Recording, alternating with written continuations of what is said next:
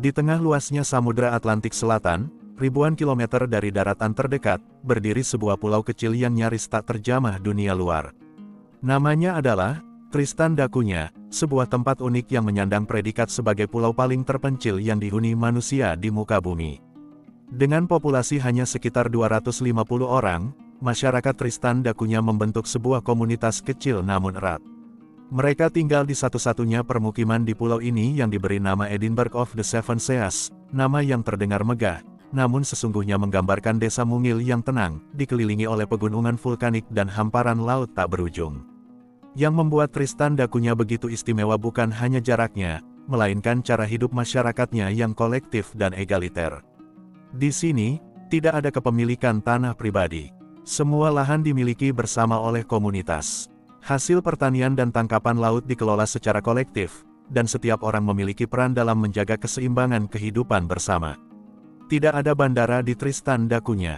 Bahkan helikopter pun jarang mendarat karena kondisi cuaca yang tak menentu dan keterbatasan fasilitas.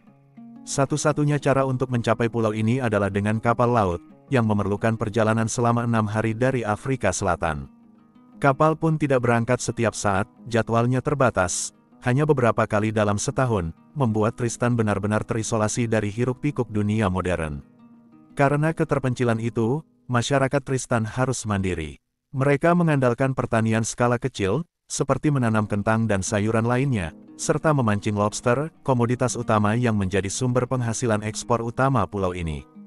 Tidak ada industri besar atau pusat perbelanjaan mewah.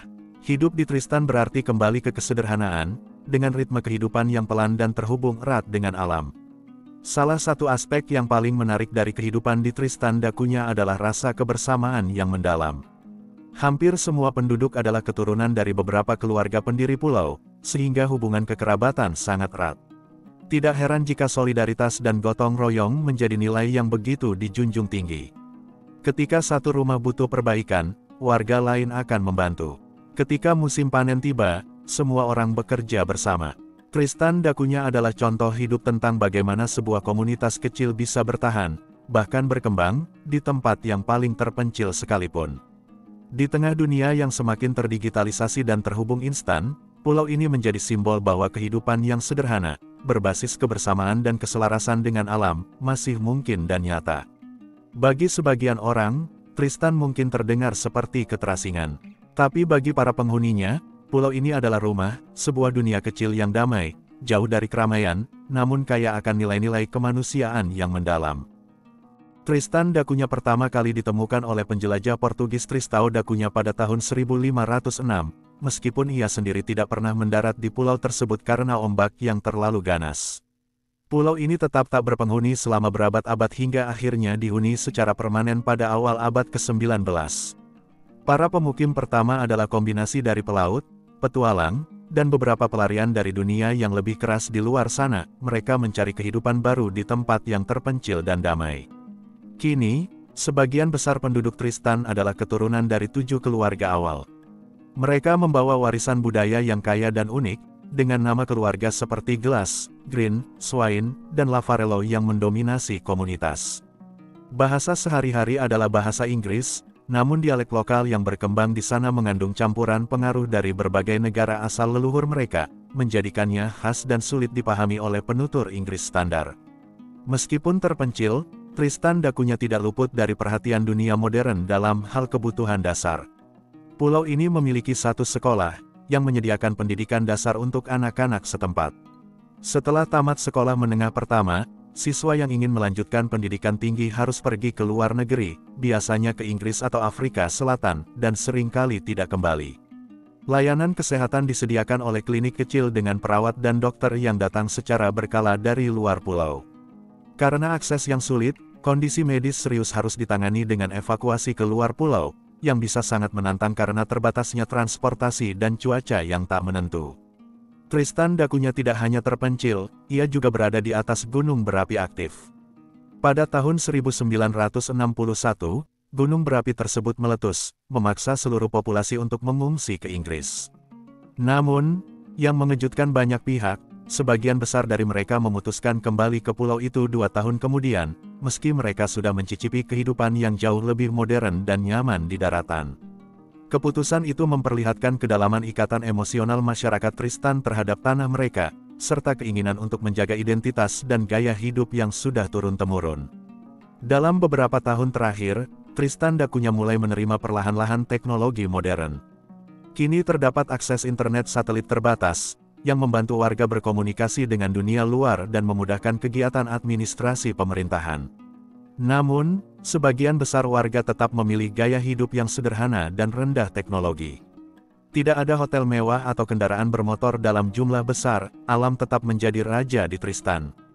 Kehidupan tanpa pusat perbelanjaan, media sosial yang berlebihan, atau lalu lintas kota mungkin terdengar asing bagi banyak orang. Namun di Tristan, kesunyian dan keterasingan justru menjadi berkah. Tidak ada polusi suara, tidak ada tekanan ekonomi global. Hanya lautan luas, langit tak berbatas, dan komunitas yang hidup dalam keseimbangan. Tristan da Cunha bukan sekadar titik kecil di peta. Ia adalah cermin yang menantang dunia modern, tentang apa yang benar-benar penting dalam hidup. Pulau ini menunjukkan bahwa kebahagiaan tidak harus dicapai lewat konsumerisme, teknologi canggih, atau koneksi 24/7 ke dunia digital, tetapi bisa ditemukan dalam hal-hal paling mendasar, kebersamaan, alam, kerja keras, dan ketenangan. Di saat banyak tempat di dunia sedang berjuang melawan individualisme, perubahan iklim, dan keterasingan sosial, Tristan da Cunha berdiri sebagai pengingat bahwa hidup bisa lebih sederhana, lebih manusiawi, dan tetap bermakna. Sebuah pelajaran berharga dari pulau paling terpencil yang dihuni manusia. Meski sering digambarkan sebagai surga tersembunyi, atau contoh kehidupan utopis yang damai dan kolektif, Tristan da Cunha juga memiliki sisi gelap dan tantangan yang tidak bisa diabaikan. Hidup di pulau paling terpencil di dunia bukanlah tanpa harga. Di balik lanskap indah dan kehidupan komunal yang erat, terdapat sejumlah keterbatasan serius yang membentuk keseharian masyarakatnya. Salah satu tantangan terbesar adalah isolasi ekstrim. Tidak ada jalan keluar yang mudah dari pulau ini. Ketika seseorang merasa tertekan, bosan, atau hanya ingin melihat dunia luar, mereka tidak bisa sekadar naik pesawat dan pergi. Kapal yang menuju dan meninggalkan pulau hanya datang beberapa kali setahun, dan perjalanan memakan waktu hampir seminggu. Hal ini menciptakan perasaan terjebak yang cukup umum di kalangan warga muda.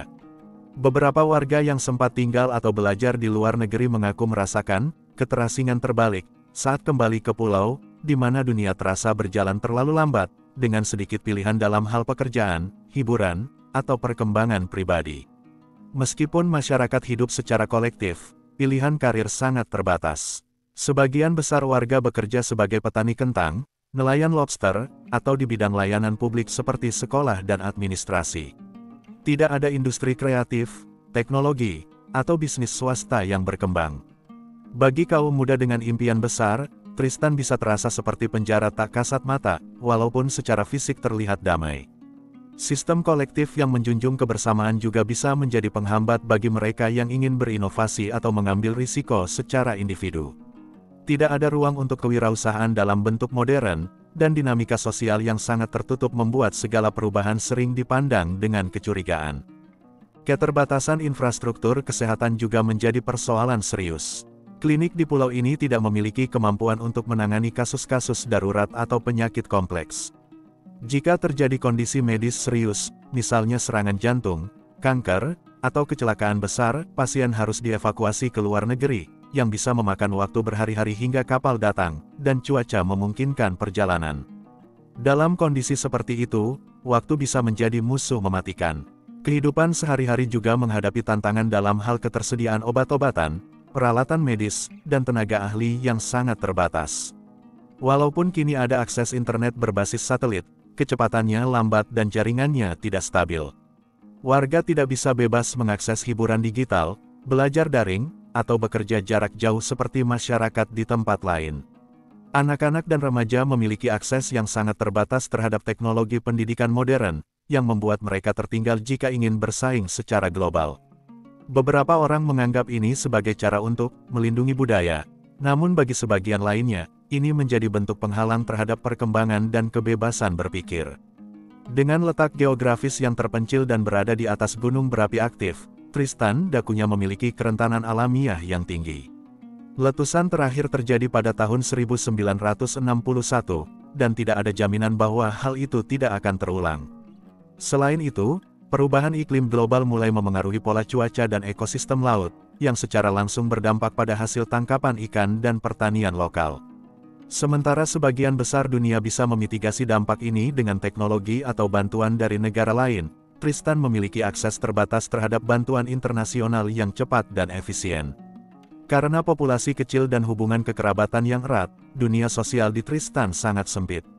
Pilihan pasangan hidup terbatas, dan ini bisa menciptakan dinamika sosial yang rumit, termasuk kekhawatiran terhadap inbreeding atau pernikahan sedarah dalam jangka panjang. Bagi individu dengan identitas atau pandangan yang berbeda dari mayoritas, seperti orientasi seksual minoritas atau keyakinan yang tak umum, Tristan bisa menjadi lingkungan yang tidak inklusif, meski secara kasat mata komunitasnya tampak harmonis. Tristan da Cunha memang unik.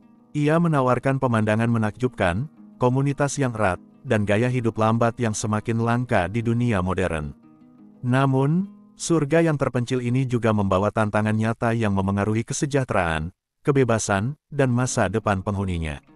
Pulau ini adalah gambaran nyata bahwa tidak ada tempat di dunia yang benar-benar sempurna. Kesederhanaan dan kebersamaan yang ada di Tristan patut dihargai, tetapi tak boleh menutupi fakta bahwa kehidupan di sana penuh keterbatasan dan kompromi. Bagi sebagian orang, Tristan adalah impian akan dunia yang damai. Bagi yang lain, itu adalah mimpi yang terlalu jauh dari realitas modern. Dan mungkin, disitulah letak kekuatan dan kelemahan pulau ini, di batas antara ketenangan dan keterasingan.